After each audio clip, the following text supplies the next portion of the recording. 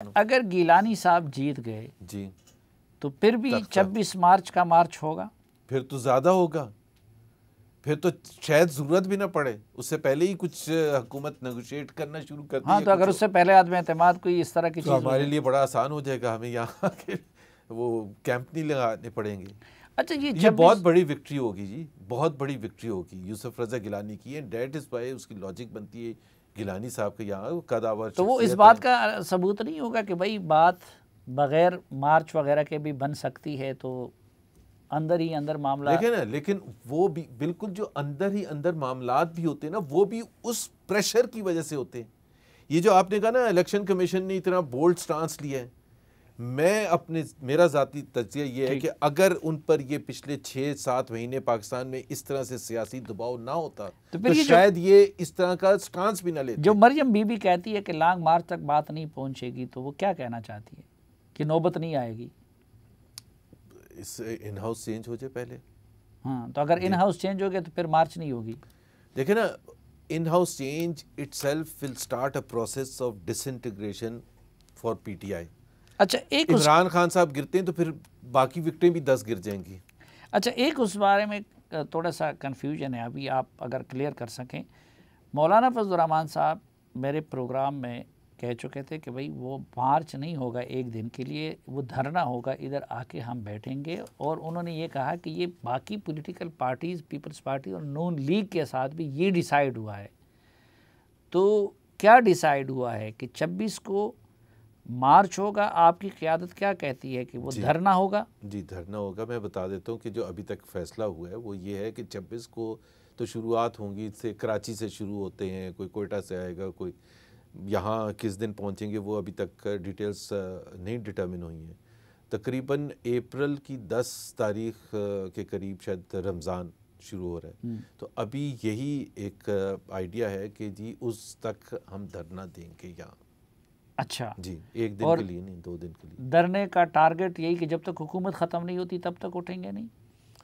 मेरा ख्याल है हुकूमत, इमरान खान की बॉडी लैंग्वेज जो है वो तो बता रही है कि बहुत ही नर्वस है। देखिए, ये तो फैक्ट है, किसी को भी आप हुकूमती ओहदेदार को पूछेंगे जो आपके साथ शेयर करना चाहेगा कि कौन चाहता है कि यहाँ के, हमने भी फेस किया था ना, यहाँ के जब बैठ गए थे वो 126 दिन शुरू में। लेकिन ऐसा तो नहीं होगा जरदारी साहब फिर कोई रास्ता निकाल देंगे और मौलाना बेचारे को तनहा छोड़ देंगे आपको? अब पॉलिटिक्स में तो सब कुछ हो सकता है, लेकिन मेरा ख्याल है इस वक्त कमिटमेंट बहुत ज़्यादा है। और कमिटमेंट धरने की है मौलाना के साथ? नहीं, धरने की है मौलाना के साथ। देखिए, मौलाना की तो कमिटमेंट को कोई भी नहीं क्वेश्चन करता ना। उन्होंने पहले भी शो किया था, उस वक्त दूसरी जमातें उनके साथ नहीं मिली थी। अब बहुत सा वक्त गुजर किया है, दूसरी जमातों का भी मौक़िफ़ उस तरफ चला गया है कि ये जब तक हुकूमत नहीं जाएगी हालात ठीक नहीं होंगे। और हमें जो सबसे ज़्यादा ख़तरा है कि क्यों इनको हटाना ज़रूरी है कि अगर ये रह गए और अगले 2-2.5 साल और इनके पास हुकूमत रही तो एक तो तबाही होगी और फिर एक वन पार्टी स्टेट की तरफ पाकिस्तान चला जाएगा, फैसिस्ट स्टेट। खैर वो तो कभी रियासत मदीना का जिक्र करते हैं, कभी दूसरे मुल्क की मिसाल, बिकॉज वो क्लियर नहीं ना। एक तो मैं मतलब मैंने कभी ऐसा इतना इनकॉम्पिटेंट और अनअवेयर और क्या कई दफ़ा तो मैं कहता हूँ ही इज़ इनसेन। क्योंकि जब वो ये कहते हैं ना, जिस तरह मैंने एक अभी आर्टिकल लिखा था पिछले हफ्ते, कल मैंने प्रेस कॉन्फ्रेंस में ही उसका सवाल पूछा था, उसका था कि what happened to the date commission, कि एक दिमाग में बिठाया हुआ था कि जी कर्जे पिछली हुकूमतों ने बड़े लिए और वो खा पी गए और मैं अब जाके कमीशन बनाऊंगा, और जून 2019 में कमीशन बना दिया। पता ही नहीं था मौसूफ को, ना उनको कोई बता रहा था कि सर ये ना करें, बड़े बुरे फंसेंगे हम। अब 2.25 साल हो गए, कोई पूछने वाला नहीं कि भाई वो रिपोर्ट कहाँ गई। अच्छा, आपके कॉम्पिटेंट लीडर कब आ रहे हैं पाकिस्तान? जब इंसाफ के तकाजे पूरे होंगे।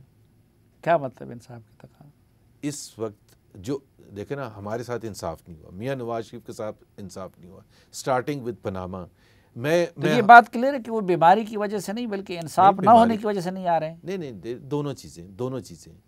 पहली बात तो ये, हमें इसमें मैं तो बिल्कुल खुल के इजहार करता हूँ कि एक ऐसे माहौल में अपनी गर्दन फंसाना कि जहां आपके इंसाफ के तकाजे, मियां नवाज शरीफ के साथ जो हुआ है पनामा में, मैं आपको सिर्फ मैं ये इसलिए रिपीट करता हूँ कि जो JIT बनी थी ना, उसमें 13 क्वेश्चंस थे।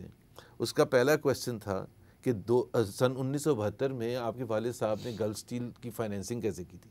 45 साल के बाद मुझे दुनिया की जुडिशल तारीख में बता दें तो इस बुरे तरीके से विच हंटिंग की और फिर आपको सजा दी, वो हकायक अपनी जगह पे, उसके बाद रेफरेंसेस, लेकिन और रेफरेंसेस मैं ये कंप्लीट कर लूं, रेफरेंसेस का कहा गया फर्स्ट टाइम सुप्रीम कोर्ट ने नैब को ऑर्डर किया रेफरेंसेस फाइल करने, कभी नहीं किया। फिर उसमें कहा कि जी ये विद इन 6 months फैसला आए, फिर एक मॉनिटरिंग जज लगाया गया। भाई यहां एक आपको पता है ना डिप्टी स्पीकर साहब बैठे हुए हैं जिनके खिलाफ फैसला आ चुका है कि उनका इलेक्शन धांधली शुदा था, और वो पीछे छुपे हुए उस कानून के कि जिसमें स्टे लेके बैठे हुए हैं और कस्टोडियन ऑफ द हाउस हैं। तो जब इंसाफ के तकाजे इस तरह से होंगे कि एक तरफ परवेज रशीद साहब हैं जिनको आपने सेनेट में नहीं आने देना और एक तरफ फैसल वाटा है, तो मेरा ख्याल है बड़ी ज्यादती वाली बात है। परवेज रशीद साहब ज्यादती कर रहे हैं ना, इस दौर में भी वो अहमद फराज के पैरोकार बने फिरते हैं, तो क्यों ना बने, अगर बोलना ही बंद कर दें, शिबली फराज बने, सब कुछ क्लियर हो जाए। हमजा बाहर आ गए जी, शाहबाज शरीफ कब तक बाहर आ सकते हैं? बहुत जल्द आएंगे इंशाल्लाह ताला। किस बुनियाद पे आप कह रहे हैं? माहौल साजगार हो रहा है, साजगार हो रहा है। और दूसरी बात है उन्होंने किया क्या है, जब पिछली दफा जब बेल दी थी सुप्रीम कोर्ट ने तो उसकी तारीखी अल्फाज थे, इतनी शरीफाना सियासत के बावजूद भी वो अंदर रहे। कितना जुल्म है। और मैंने आपको पहले कहा था कि 3 हफ्ते क्यों अंदर बंद रहे, ये भी मैं आपको बताता हूँ। क्योंकि इमरान खान ने कैलकुलेट किया जब वो हुकूमत में आए कि मेरा राइवल नहीं कोई होना चाहिए, एक शेडो प्राइम मिनिस्टर कोई भी नहीं होना चाहिए। तो अब भी तो इमरान खान वज़ीर-ए-आज़म है, थॉट वाज शहबाज शरीफ। अगस्त 18 को ओथ लिया, सितंबर 6 को उनको अंदर। तो अब भी तो इमरान खान वज़ीर-ए-आज़म है, तो आपकी कैसे पूरी उम्मीद है क्या करें, कितने अरसे तक अंदर रखें, कोई केस भी तो हो।